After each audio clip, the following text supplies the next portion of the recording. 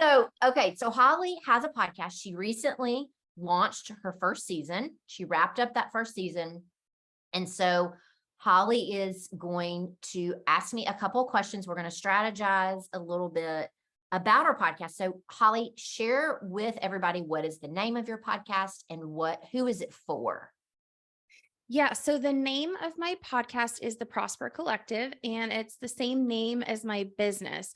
And so I really exist in this podcast to move entrepreneurs from overwhelm to peace, from chaos to intentional strategy, and from fear to confidence. So we talk about all things money and sales, operations, accounting, team building, decision making. I even talk about the dreaded tax man.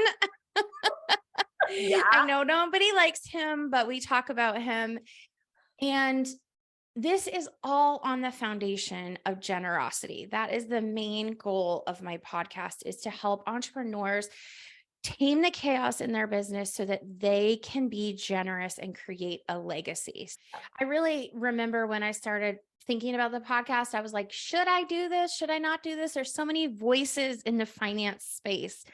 But I really came down to the final thought of, I have a different perspective, and it's really important for me to deliver this in a really approachable way. So And tell me, what are you needing help with right now as you are in between seasons?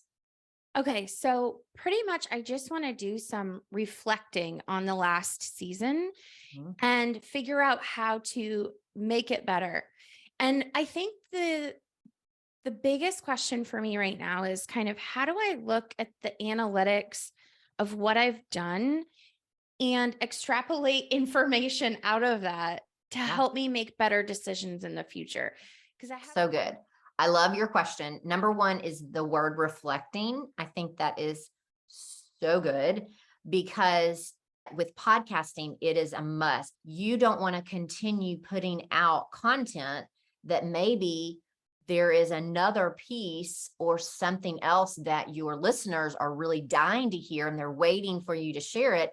And so it's really important to look at those analytics. So there's two things you need to look at. Number one is your analytics from your hosting site. You can look at those downloads and look at the types of content that the downloads are high for.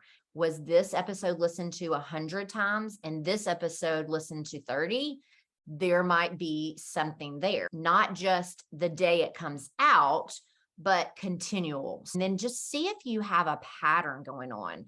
If you have 2 or 3 episodes that obviously you spaced out that have to do with taxes, and that's a high listening, if it's a high download rate, then you're going to pay attention to that. And you're going to say, you know what? I think every month I need to have an episode about taxes. The second way is to go to Apple Podcast Analytics. And so you pretty much can Google Apple Podcast Connect. It's a website. You set it up when you submitted your show and go in there, log in, and you will be able to see listens versus downloads, which I'm going to explain that in a minute.